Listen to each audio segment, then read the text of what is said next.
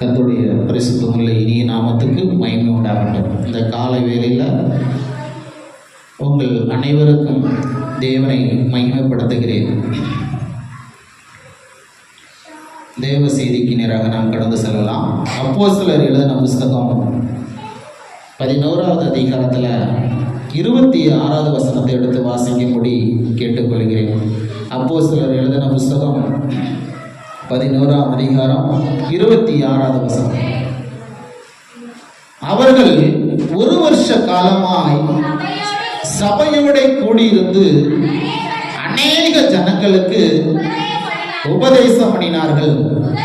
முதல் அந்தியோகியாவிலே சீசருக்கு கிறிஸ்தவர்கள் என்கிற பேர் வழங்கிற்று. அல்லேலூயா. தேவனுடைய நாமத்துக்கு மகிமையுண்டாகட்டும். கிறிஸ்தவர்கள் என்ற தலைப்பின் கீழே உங்களுடைய மத்தியில் நான் பேச வாஞ்சிக்கிறேன். முதலாவது, கிறிஸ்தவர்கள் என்ற பேரு இந்த இடத்துல தான் உருவாயிற்று. எந்த இடத்துல? இந்த வசனத்துல அப்போஸ்தலர் எழுதின புஸ்தகம் 11ஆம் அதிகாரம் 26வது வசனத்துல வாசிக்கும் போது, அவர்கள் ஒரு வருஷ காலமாய் சபையோட கூடியிருந்து அநேக ஜனங்களுக்கு உபதேசம் பண்ணினார்கள். முதல் அந்தியோகியா அப்படின்னு சொல்லக்கூடிய ஒரு பட்டணத்துல தான் சீசர்களுக்கு கிறிஸ்தவர்கள் என்று பேர் வழங்கப்பட்டது. அல்லேலூயா. அப்ப பாருங்க, முதலாவது இயேசு காலத்துல சீசர்கள் என்றுதான் அழைத்தார்கள். எப்படி அழைச்சாங்க? சீசர்கள். இயேசு கூட இருந்த 12 பேரை இயேசு எப்படி அழைச்சாரு? நம்முடைய சீசர்கள் அப்படின்னு அழைச்சார். ஆனா இவங்க என்ன செஞ்சாங்கன்னா, இப்படி குரூப்பா என்ன செஞ்சாங்க? ஆலயங்கள்ல போய் கூடி ஜெபிக்க அற்புதங்கள் நடக்க, அதிசயங்கள் நடக்க, இவங்களை பார்த்த உடனே எல்லாரும் என்ன சொல்லிட்டாங்க? இவங்க கிறிஸ்தவர்கள். அல்லேலூயா. அப்போ நீங்கள் கிறிஸ்தவர்கள் என்று பேர் பெற்றது நல்ல ஒரு காரியம்தான்.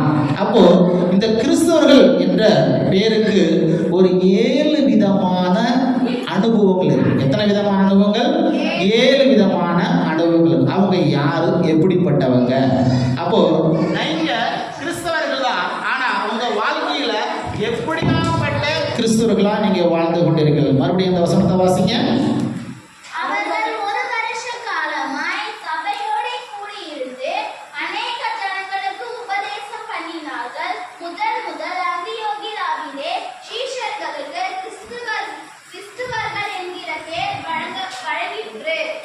கிறிஸ்தவர்கள் என்ற பேர் வழங்கணும். மைக்கில் அப்படிங்கிறது சரியா? சரி, கர்த்தருடைய நாமத்துக்கு மேல். இதுல 7 விதமான கிறிஸ்தவர்கள். எத்தனை விதமான கிறிஸ்தவர்கள்?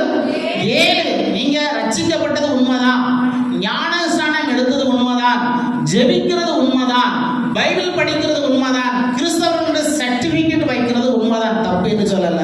ஆனா உங்க வாழ்க்கையுடைய நிலவரம் எப்படிப்பட்டது? இந்த இடத்துல என்ன வாசிச்சோம்?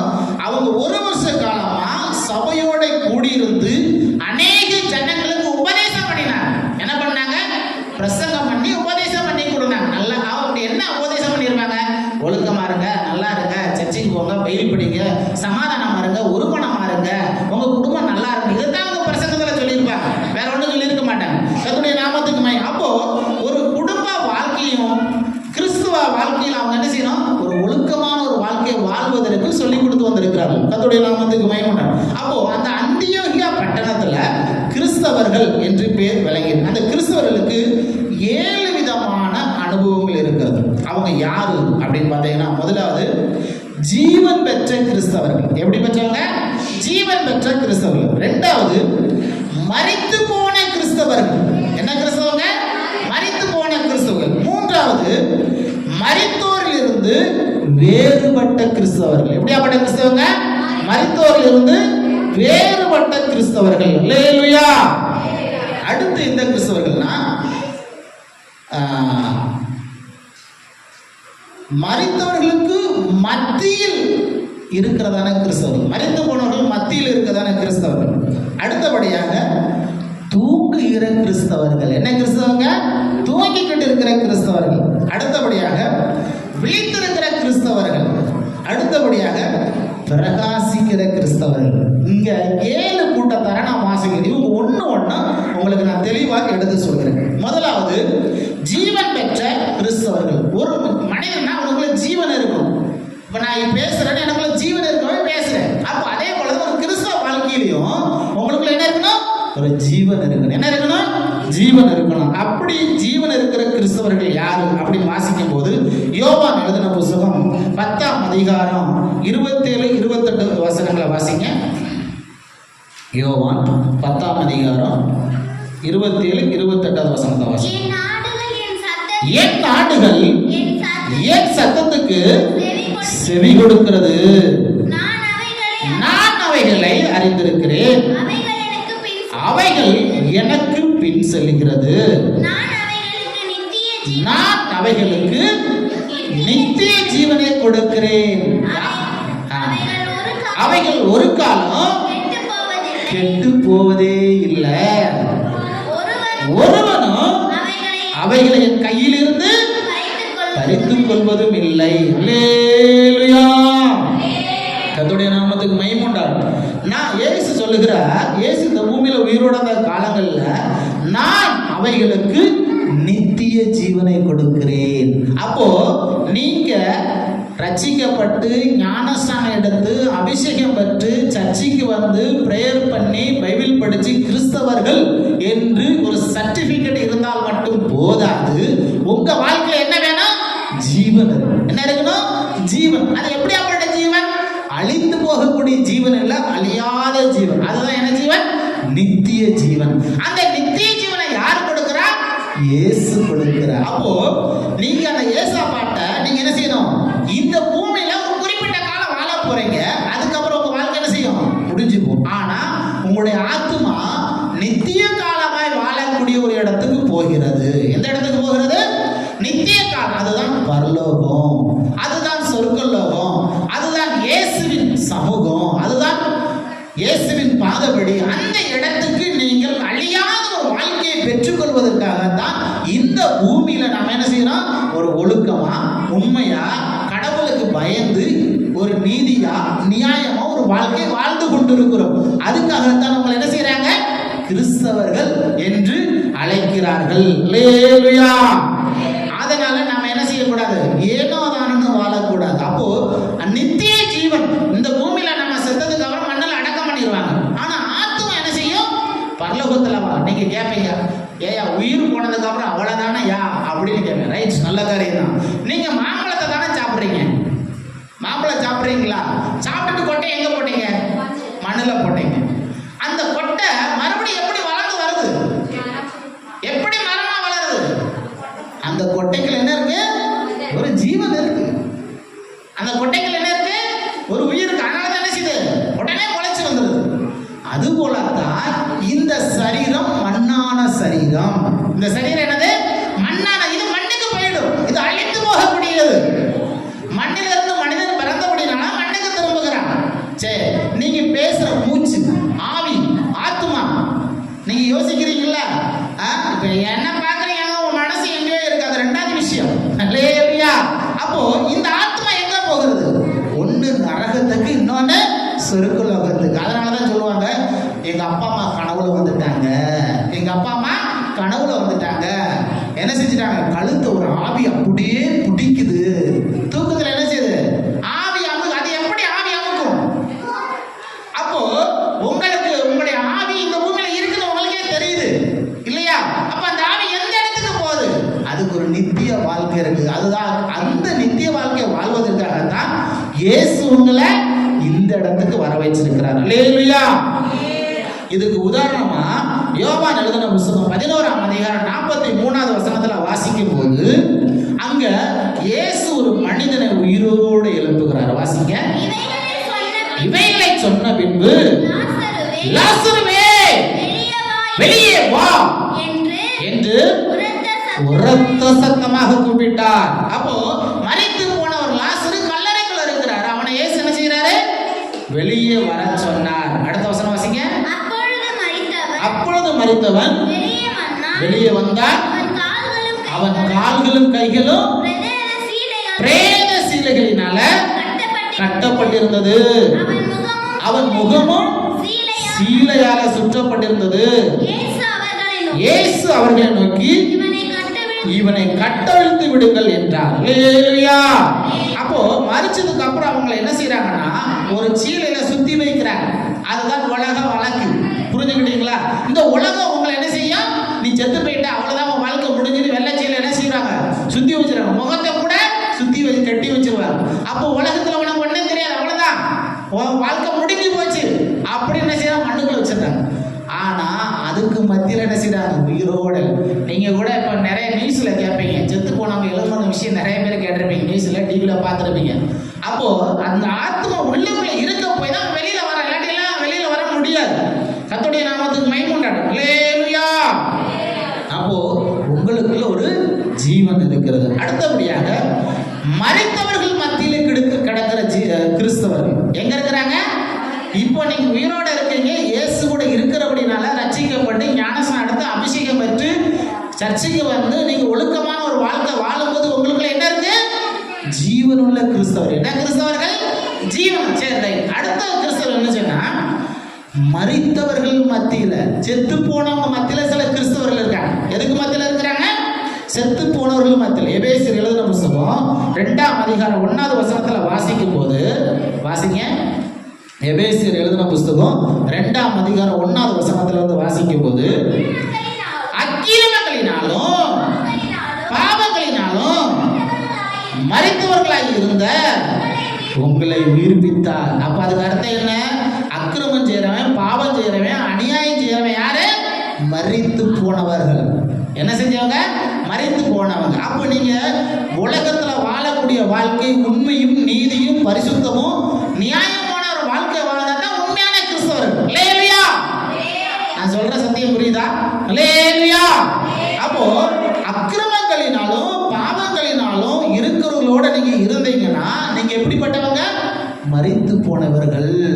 அது கூட நீங்க சேர்ந்து போனா எப்படிப்பட்டவங்க? ஒரு அநியாயம் பண்றான், அக்கிரமம் பண்றான், மோசம் பண்றான், ஏமாத்துறான், இப்படிப்பட்ட அநியாயத்தை அக்கிரமத்தை செய்யக்கூடிய ஒரு மனிதனோட நீங்கள் இருப்பீர்களானால் உங்க வாழ்க்கை எப்படியாவது வாழ்க்கை மரித்து போனவர்களோட இருக்கிறதா? கிறிஸ்தவங்க தான் இல்லைன்னு சொல்லல, ஆனா உங்க வாழ்க்கை எப்படியாப்பட்டது? மரிச்சு போனது. அப்ப நீங்க கேட்பீங்க, நீ எல்லாம் ஒரு கிறிஸ்தவனா, இப்படி பண்றியப்பா, அநியாயம் பண்றியப்பா, அதுக்கு அர்த்தம் என்ன? மரித்து போனவங்க. அவங்க என்ன செஞ்சவங்க? அவங்களுக்குள்ள ஜீவன் இல்ல, கிறிஸ்துவின் ஆவி இல்ல. அல்லேலூயா. அடுத்த வசனத்தை வாசிங்க. அவைகளில் நீங்கள் முற்காலத்துல இந்த உலக வழக்கத்துக்கு ஏற்பதாக கீழ்ப்படியாமையின் பிள்ளைகளிடத்தில் இப்பொழுது கிரியை செய்கிற ஆகாயத்து அதிகார பிரபுவின் ஆவிக்கு ஏற்றபடியாகவும் நடந்து கொண்டீர்கள். அல்லேலூயா. அப்போ நீங்க என்ன செய்றீங்க? முற்காலத்துல செஞ்சது போல வழக்கத்துக்கு செய்றீங்க. கிறிஸ்தவங்க இல்லைன்னு சொல்லல, ஆனா என்ன செய்றீங்க? நாங்க எங்க குடும்பத்துல என்ன செய்வோம்? சாமி குடும்பம், எங்க குடும்பத்துல சில காரியங்களை செய்வோம் அப்படின்னு குடும்ப வழக்கு இருக்கு, வழக்க தோஷம் இருக்கு. அதை விட்டு சிலர் விலகி வர மாட்டாங்க, அதை விட்டு விலகி வர மாட்டாங்க. அப்போ அந்த குடும்ப வழக்கத்துக்கு ஏற்றாப்புல நீங்க சமுதாயத்துக்கு ஏற்றாப்புல நடந்து கொண்டு வந்தீர்களானால் அதுதான் மரித்து போனவர்கள். அவர்களுக்கு மத்தியில் இருக்க கிறிஸ்தவர்கள். சில ஒரு எடுத்துக்காட்டு சொல்றேன். சில சம்பிரதாயங்கள், அது ஊர் வழக்கு, சொந்த பந்தங்களை விட்டு போகக்கூடாது, அதனால நாங்கள் என்ன செய்வோம்? இந்த சம்பிரதாயம் செய்வோம் அப்படின்னு சில செய்வாங்க. ஆனா கிறிஸ்தவங்க தான் சில சம்பிரதாயங்களை செய்வாங்க. ஜோசியம் பார்க்கறது, ஜாதகம் பார்க்கறது, அப்புறம் நாள் நட்சத்திரம் பார்க்கறது, இது போன்ற சம்பிரதாயங்கள் பார்க்கறாங்க. அது அவங்க குடும்ப வழக்கு. அந்த பழக்க வழக்கத்தை செய்யறது யாரு? மரித்தவர்களுக்கு மத்தியில் இருக்கிறதான கிறிஸ்தவர்கள். ஏன்னா அவங்களுக்கு ஒரு வெளிப்பாடு இல்லை, அவங்களோட சேர்ந்து போகிறார்கள். அதான் என்ன செய்யறாங்க? குடும்ப வழக்கத்துக்கு ஏற்றபடியாக கீழ்ப்படியாமையின் பிள்ளைகளிடத்துல இப்போது கிரியை செய்கிற ஆகாயத்து அதிகார பிரபுவாகிய அந்த ஆவி, அந்த ஆவி உங்களை என்ன செய்து ஆளுகை செய்யும். அடுத்த வசனத்தை வாசிங்க. அவர்களுக்குள்ளே நாம் எல்லாரும் முற்காலத்துல நமது மாம்ச இச்சையின்படியே நடந்து நமது மாம்சமும் நமது மனசு விரும்புகிறபடி செய்து வந்தோம். சுபாவத்தினால மற்றவர்களை போல கோபாக்கினை பிள்ளைகளா இருந்தோம். மற்றவங்களை போல என்ன செஞ்சோம்? கோபாக்கினையும் பிள்ளைகளா இருந்தோம். ஏன்னா நம்ம மாம்ச இச்சையின்படி நடக்கிறோம். நம்ம மனசு எதை நினைக்க செய்யணும். இன்னைக்கு நான் வாங்கல சண்டை போட்டு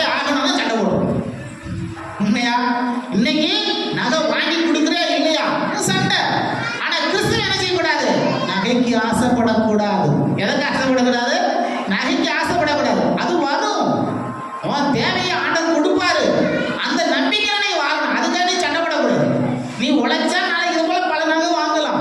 அது ஒரு பெரிய விஷயம் இல்லை. ஒரு வியாபாரம் பண்ணா வாங்கலாம், ஒரு தொழிலுக்கு வேலைக்கு போனா வாங்கலாம். அதுக்காக நீ எதுக்கு சண்டை போட்டு இருக்க? உடம்பு மறைக்கிறதுக்கு ஒரு துணி வேணும். அதுக்கு 100 ரூபாய்க்கு வாங்கினான்னா 1 லட்சத்துக்கு வாங்கினான்னு 1 லட்சம் செலதான் வேணும்னு கேட்குற பார்த்தீங்களா? அதுதான் மருத்துவர்களுக்கு மத்தியில் இருக்கிறதான கிறிஸ்தவர்கள். ஏதோ ஒரு டீசெண்டாக இருக்கிறதுக்கு ஒரு ட்ரெஸ் வேணும், ரைட், போதும். அது ஆணாக இருந்தாலும் பெண்ணாக இருந்தாலும் ஒரு டீசெண்டாக இருக்க ஒரு ட்ரெஸ் போதும். அதுதான் கிறிஸ்தவ வாழ்க்கை.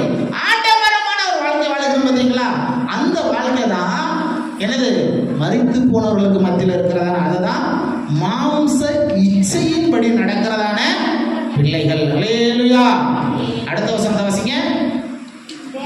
தேவனும் இரக்கத்தில் ஐஸ்வர்யம் உள்ளவரால் நம்மில் அன்பு கூர்ந்து தம்முடைய மிகுந்த அன்பினால அக்கிரமங்களில மரித்தவர்களாய் இருந்த நம்மை கிறிஸ்துவனுடைய உயிரோடு எழுப்பியிருக்கிறார். அது கிருபையினாலே ரட்சிக்கப்பட்டேன். அப்ப நீங்க ரட்சிக்கப்பட்டேன்னு சொல்றதும் கிறிஸ்தவர்களை சொல்லுவதும் தேவனுடைய இரக்கத்தினால உண்டான காரியம். எதனால உண்டான காரியம்? தேவனுடைய இரக்கம். சர்ச்சைக்கு வருவது தேவனுடைய இரக்கம். எப்படி? உனக்கு ஒரு வியாதி வந்திருக்கும், உனக்கு ஒரு பிரச்சனை வந்திருக்கும், உனக்கு ஒரு கஷ்டம் வந்திருக்கும். அதை நிவர்த்தி பண்றது எங்க வர்றீங்க? எங்க வர்றீங்க? சர்ச்சைக்கு. இப்ப வியாதி இல்லாவிட்டா நீங்க ஜெபம் பண்ண வருவீங்களா? நீங்களே யோசிச்சு பாருங்க. உங்க குடும்பத்துல கஷ்டம் வந்தா உடனே ஜெபம். ஐயா எங்களுக்காக பிரேயர் பண்ணுங்க, அக்கா எங்களுக்காக பிரேயர் பண்ணுங்க, அம்மா எனக்காக பிரேயர் பண்ணுங்க. எல்லா குடும்பம் வந்து ஜெபத்துல பங்கு பெறுவாங்க. ஆனா நல்லா ஆசீர்வதிச்சாங்கன்னா கடவுளையும் தெரியாது, சர்ச்சையும் தெரியாது. அவங்க என்ன செஞ்சிருவாங்க? ஓடி போயிடுவாங்க. ஏன்னா சம்பாதிக்கணும், ஆடம்பர வாழ்க்கை வாழ வேண்டும். அதுதான் மரித்து போன கிறிஸ்தவர்கள். ஊர் உலகத்துல எல்லாம் நகை போறாங்க, நான் மட்டும் கம்மியா போடணுமா? அவங்க மட்டும் 50,000 ரூபாய்க்கு சேலை எடுத்தாங்க, நான் மட்டும் கம்மியா கட்டி அந்த இடத்துல எனக்கு மரியாதை இருக்கா? பிரஸ்டேஜ் பார்ப்பாங்க. என்ன பார்க்குறாங்க? ப்ரெஸ். அது எதுக்கு? நாளைக்கு கட்டுட்டு போயிட்டானா உனக்கு வருமா? சரி, அத்துட்டு போனாலும் பரவாயில்ல, உயிர் பேசினா யோசிச்சு பாருங்க. அப்படியாப்பட்ட உலகத்துல நாம் வாழ்ந்து கொண்டு இருக்கிறோம். அல்லேலூயா. அதனால தான் மரித்து போன கிறிஸ்தவர்கள் எதுக்கு மத்தியில் இருக்காங்க? மரித்தவர்களுக்கு மத்தியில் வாழ்ந்து கொண்டு இருக்கிறார்கள். அதனால தான் உங்க ரட்சிப்பு, நீங்க கிறிஸ்தவங்களா இருக்கிறது தேவனுடைய இரக்கத்தினால. அதுக்கு அடுத்த வசனத்தை வாசிங்க. கிறிஸ்து இயேசுக்குள் அவர் நம்மிடத்தில் வைத்த தயவினால தம்முடைய கிருபையில் மகா மேன்மையான ஐஸ்வர்யத்தை வருங்காலத்தில் விளங்க செய்வதற்காக கிறிஸ்து இயேசுவுக்குள் நம்மை அவரோடு கூட எழுப்பியிருக்கிறார். அது மட்டுமல்ல, உன்னதங்களில் அவரோடு உட்காரவும் வச்சிருக்க. அப்போ உன்னை உன்னதமான இடத்துல வச்சிருக்கிறார். ஆனா நீங்க என்ன செய்யற? நீங்க என்ன செய்றீங்க? தாழ்ந்த இடத்தை யோசிச்சு பார்க்குறீங்க. எதை யோசிச்சு பாருங்க? யானை பார்த்துருக்கீங்களா? யானை பெரிய உருவம். கேரளாவில் என்ன செய்வாங்க? நல்லா அலங்காரம் பண்ணி அழகா கொண்டு போவாங்க. என்ன செய்வாங்க? நல்லா ஜோடிச்சு அதை குளிக்க வச்சு நல்லா அழகுபடுத்தி கொண்டு வாங்க. அந்த யானை என்ன செய்ய தெரியுமா? தும்பிக்கை இருக்குல்ல, அது கீழே உரைச்சிடும். என்ன செய்ய? கீழே உரைச்சிடும். கீழே எங்கேயாவது பழம் கிடக்கா? என்ன செய்யுது? ஆனால் அதுக்கு அலங்காரம் எப்படியாப்பட்ட அலங்காரம்? நல்ல ஒரு அலங்காரம்.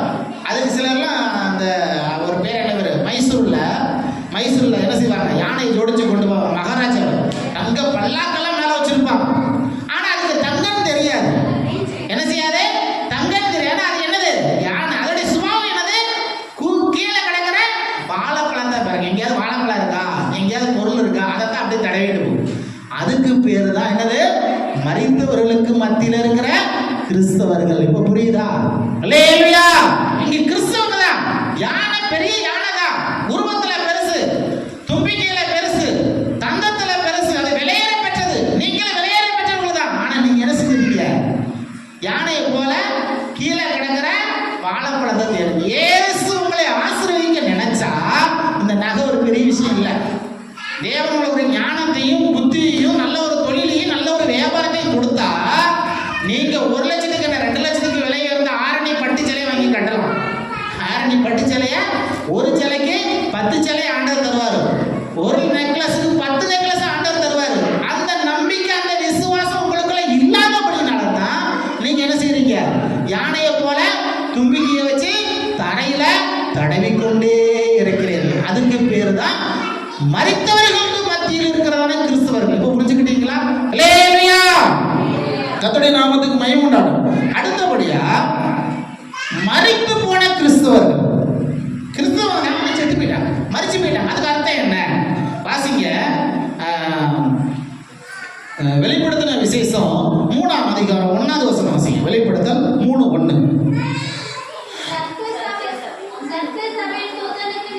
சர்தே சபையின் தூதனுக்கு நீ எழுத வேண்டியது என்னவெனில், தேவனுடைய 7 ஆவிகளையும் 7 நட்சத்திரங்களையும் உடையவர் சொல்லுகிறதாவது, உன் கிரியைகளை அறிந்திருக்கிறேன். நீ உயிருள்ளவன் என்று பேர் கொண்டிருந்தோம் செத்தவனா இருக்கிறாய். நீ உயிரோட இருக்கிற, ஆனா எப்படி இருக்கிற? செத்து போயிருக்க. அது எப்படி? அல்லேலூயா. நான் உயிரோட, நான் செத்து போனது என்ன அர்த்தத்துல சொல்றீங்க? என்ன அர்த்தத்துல சொல்றீங்க? அடுத்த வசனம் வாசிங்க, 2வது வசனம் வாசிங்க. நீ விழித்துக் கொண்டு சாகிறதுக்கு ஏதுவா இருக்கிறவைகளை சிறப்படுத்து, உன் கிரியைகள் தேவனுக்கு முன் நிறைவேறாதவர்களாக நான் காணவில்லை. அல்லேலூயா. அப்போ உயிரோட சொல்லி செத்து போனவங்களா இருக்கிற, அப்ப நீ என்ன செய்யணும்? விழித்துக் கொள்ள வேண்டும். எப்படி விழித்துக் கொள்ளணும்? 3ஆம் அதிகாரம் 15வது வசனத்தை வாசிங்க. ஆகையால்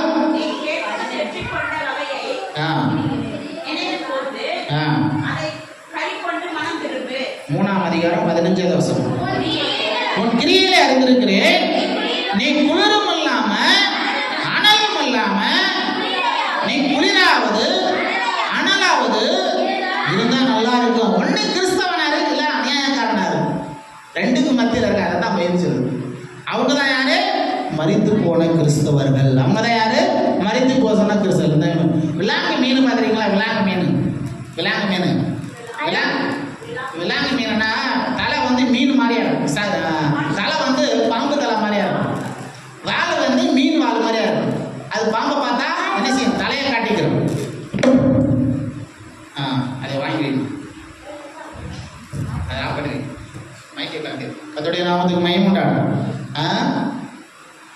அப்ப பாருங்க, பாம்பை பார்த்தா தலையை காட்டும், மீனை பார்த்தா வாழை காட்டும். அதான் 2 அனுபவம். இப்படிதான் அநேகர் என்ன செய்யறாங்க? வாழ்ந்து கொண்டிருக்கிறார்கள். அல்லேலூயா, அல்லேலூயா. கர்த்தருடைய நாமத்துக்கு மகிமை உண்டாகட்டும்.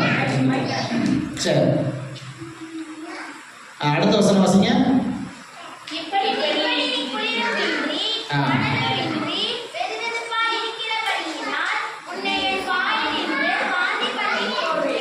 இப்படி இருந்தா கடவுள் தேவன் என்ன செய்றவங்கள வாந்தி பண்ணி போடுகிறார். அல்லேலூயா.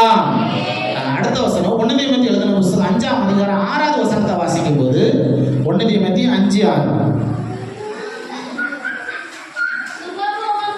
சுகபோகமாய் வாழ்கிறவள் உயிரோட செத்தவள். அல்லேலூயா. சுகபோகமா வாழ விரும்பக்கூடிய ஒரு கிறிஸ்தவர் எப்படியாப்பட்டவங்களா? செத்து போனவங்க. அதுதான் அந்த அர்த்தம். அதனாலதான் இவ்வளவு காரியங்களை நான் உங்களுக்கு சொல்லிக் கொடுத்து வருகிறேன். அல்லேலூயா. கர்த்தருடைய நாமத்துக்கு மகிமை உண்டாகட்டும். அப்போ சுகபோகமாய் நாம் என்ன செய்யக்கூடாது? வாழக்கூடாது. அப்படி வாழ்ந்தோமா நம்முடைய வாழ்க்கை மரித்து போன ஒரு வாழ்க்கை. சரி, ரைட். அடுத்தபடியாக மரித்தவர்கள் வந்து வேறுபட்ட ஒரு வாழ்க்கை. நான் மரிச்ச கூட இல்லை, நான் ஜீவன் பெற்றுக்கிறேன், நான் ஒரு நல்ல ஒரு வாழ்க்கை வாழணும், நம்ம எப்படி இருக்கணும் அப்படின்னு 4வது காரியம் உங்களுக்கு சொல்லிக் கொடுக்குறேன். 2 கொரிந்தியர் எழுதின புத்தகம் 6ஆம் அதிகாரம் 14வது வசனம். 2 கொரிந்தியர் 6:14.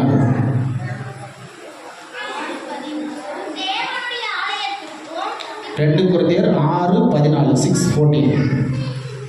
அந்நிய நுகத்துல அவிசுவாசிகளோட பிணைக்கப்படாதிருப்பவர்களாக நீதிக்கும் அநீதிக்கும் சம்பந்தம் ஏது? ஒளிக்கும் இருளுக்கும் ஐக்கியம் ஏது? அல்லேலூயா. அப்போ அந்நிய நுகத்துல நீங்க என்ன செய்யக்கூடாது? இணைக்கப்படக்கூடாது. நீ நல்ல ஒரு மனிதன்னா நீ ஒரு நல்லவர்களோட சேரணும். அல்லேலூயா. அப்போ நீங்க என்ன செய்யக்கூடாது? ஒரு அநியாயம் அக்கிரமம் செய்யணும் சேரக்கூடாது. அதாவது சொல்லுது, நீ நல்ல ஒரு வெளிச்சத்துல இருக்க, நல்ல ஒரு ட்ரெஸ் பண்ணிருக்க, அழகா இருக்க, நீ போய் சாக்கடையில உட்காருவியா? நல்ல ஒரு ட்ரெஸ் பண்ணிட்டு ஒரு நல்ல ஒரு இடத்துல உட்காருவீங்க. போய் அழுகான இடத்துல உட்காருவீங்களா? உட்கார மாட்டேங்க. அப்போ உங்களுக்குன்னு ஒரு மேன்மை இருக்கு, உங்களுக்குன்னு ஒரு ஆசீர்வாதம் இருக்கு, உங்களுக்குன்னு ஒரு பேர் இருக்கு. அங்க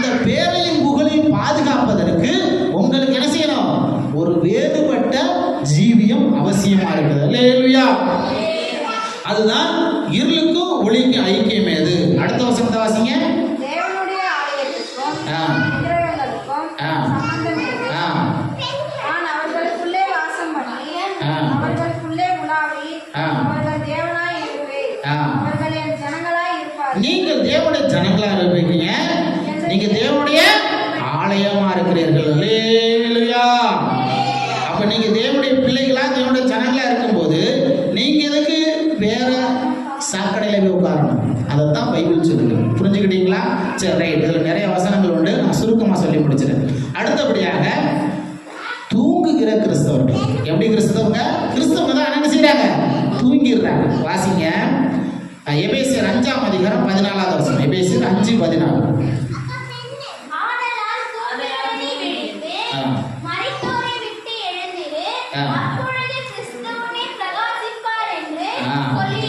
ஆதலால் தூங்குகிற நீ விழித்து மரித்தோரை விட்டு எழுந்திரு, அப்பொழுது இயேசு கிறிஸ்து உன்னை பிரகாசிப்பார். உன் வாழ்க்கை பிரகாசமா இருக்கணும். ஆனா நீ என்ன செஞ்சுருக்க?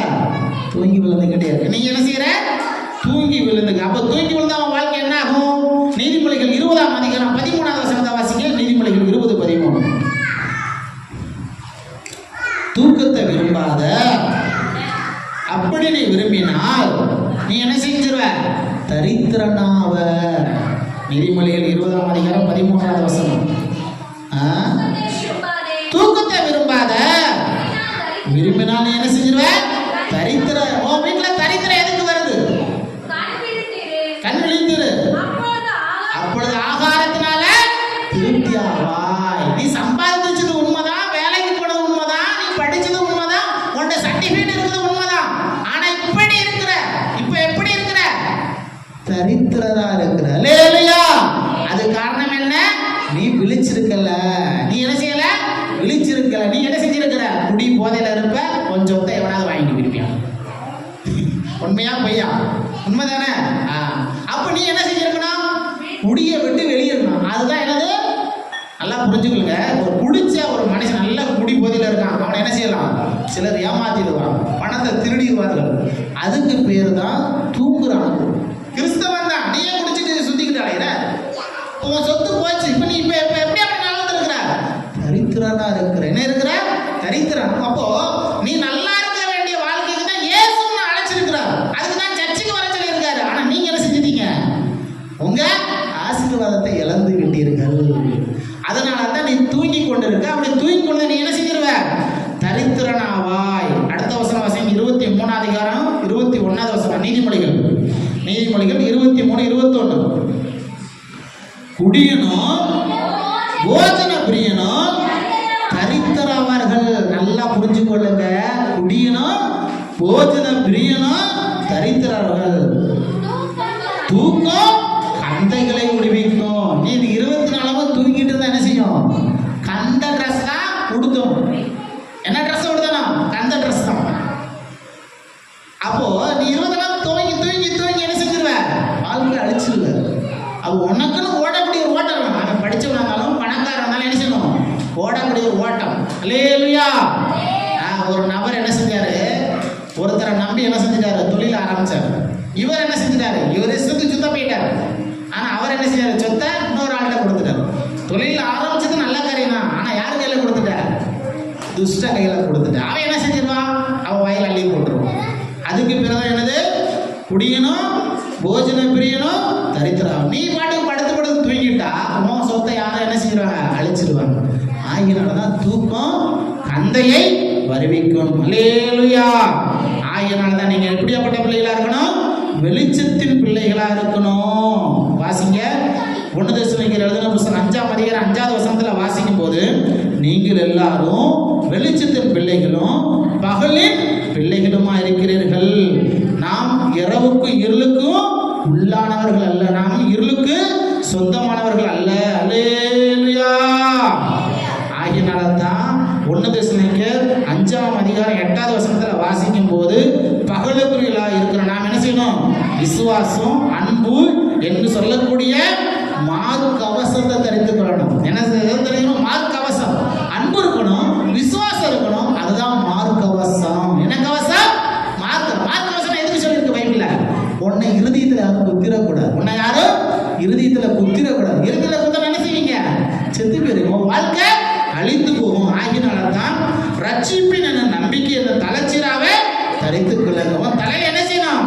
ரட்சிக்கப்பட்ட நம்பிக்கை. இயேசு எனக்குள்ள இருக்கிறார். அந்த நம்பிக்கை உன் தலையில இருந்து கொண்டிருக்க வேண்டும். அல்லேலூயா.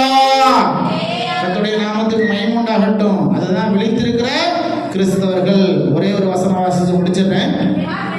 பிலிப்பியர் எழுதின புஸ்தகம் 2ஆம் அதிகாரம் 14-15 வசனம். இது பிரகாசிக்கிற கிறிஸ்தவர்கள். என்ன கிறிஸ்தவங்க? பிரகாசிக்கிற. நீங்க உங்க வாழ்க்கையில பிரகாசிக்கிற கிறிஸ்தவர்கள் தான். நீங்க என்ன செய்யணும்? பிரகாசிக்கும், பிரகாசமா இருக்கணும். பிலிப்பியர் 2ஆம் அதிகாரம் 14-15 வசனங்களை வாசிங்க. நான் வீணாக ஓடினதும் வீணாக பிரயாசப்பட்டதும் இல்லை என்கிற மகிழ்ச்சி கிறிஸ்துவினாலே எனக்கு உண்டாயிருப்பதற்கு ஜீவ வசனத்தை பிடித்துக் கொண்டு உலகத்துல சுடர்களை போல பிரகாசிக்கணும். அப்போ நீங்க சுடர்களை போல பிரகாசிக்க வேண்டுமானால் இந்த வசனத்தை பிடித்துக் கொள்ள வேண்டும். அல்லேலூயா. உங்க வாழ்க்கையில இயேசு கிறிஸ்துவின் வசனத்தை இறுக பிடித்துக் கொள்ள வேண்டும். அப்படி பிடித்துக் கொண்டால் தான் உங்க வாழ்க்கையில என்ன உண்டாகும்? பிரகாசம் உண்டாகும். அடுத்த வசனம் வாசிங்க. கோணலும் மாறுபாடுமான சந்ததியின் நடுவில் குற்றமற்றவர்களும் கபடற்றவர்களும் தேவனுடைய மாசற்ற பிள்ளைகளா இருக்கும்படி தான் ஆண்டவர் செஞ்சிருக்கிற உங்களை அழைத்திருக்கிறார். இந்த உலகம் கோணலும் மாணலம் தான். யாரை வஞ்சிக்கலாம், யாரை அழிக்கலாம், யாரை கெடுக்கலாம், யாரை ஒண்ணுமில்லாம ஆக்கலாம். இந்த எண்ணங்களோட தான் பல மனிதர்கள் சுற்றி திரிந்து கொண்டிருக்கிறார்கள். அதுல நீ என்ன செய்யக்கூடாது? சிக்கிக்கொள்ளக்கூடாது. அதுதான் உலகம். உலகம். அல்லேலூயா. அதை நீங்க புரிந்து கொள்ள வேண்டும். நீ நல்லா இருப்ப, நீ ஒரு சின்ன ஒரு வீடு கட்டியிருப்ப. பாரு, வீடு கட்டிட்டான். சின்ன ஒரு வேலை கிடைச்சிருக்கும், ஒரு பிரைவேட் வேலை தான் கிடைச்சி, வீட்டு வேலைக்கு போயிட்டான். சின்ன ஒரு கார் வாங்கியிருக்கலாம், கார் வாங்கிட்டான். அப்போ உன் வாழ்க்கையை அழித்து நாசம் பண்ணுவதற்கு உன் கூட இருக்கிற ஒரு சில கூட்டத்தார்கள் உனக்கு விரோதமா இருப்பாங்க. அதுக்கு மத்தியில் தான் நீங்க என்ன செய்றீங்க? வாழ்ந்து கொண்டிருக்கிறீங்க. அல்லேலூயா. அப்போ நீங்க என்ன செய்யணும்? பிரகாசிக்க வேண்டும். நீங்க என்ன செய்யணும்? பிரகாசிக்க வேண்டும். ஒரே ஒரு வசனம் வாசிக்க முடிச்சிட்டேன். ஏசாயா 60ஆம் அதிகாரம் 1-2 வசனம். ஏசாயா 60:1-2.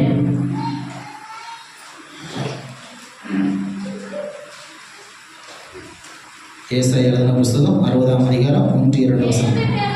எழும்பி பிரகாசி, உன் ஒளி வந்தது, கர்த்தருடைய மகிமை உன்மேல் உதித்தது. இதோ இருள் பூமியையும் காரிருள் ஜனங்களையும் மூடும். ஆனாலும் உன்மேல கர்த்தர் உதிப்பார். அவருடைய மகிமை உன்மேல காக்கப்படும். உனக்குள்ள கர்த்தர் உதிக்க வேண்டும். அப்பதான் நீ பிரகாசமா இருக்க முடியும். அதுதான் தெய்வீக ஞானம், அதான் தெய்வீக பக்தி, அதான் தெய்வீக சக்தி, அதான் தெய்வீக வெளிப்படுத்தல். இது உங்களுக்குள்ள இருக்கும்போது நீங்க என்ன செய்வீங்க? உங்களை யாரும் அசைக்க முடியாது. உங்க வாழ்க்கை பிரகாசமா இருக்கும். அல்லேலூயா. கண்களை மூடி கர்த்தரை ஸ்தோத்திரம் பண்ணுங்க. ஸ்தோத்திரம், ஸ்தோத்திரம், ஸ்தோத்திரம், ஸ்தோத்திரம். பிதா குமார பரிசுத்த ஆவிக்கு ஸ்தோத்திரம் பண்ணுங்க. ஸ்தோத்திரம், ஸ்தோத்திரம். ஜெபம்.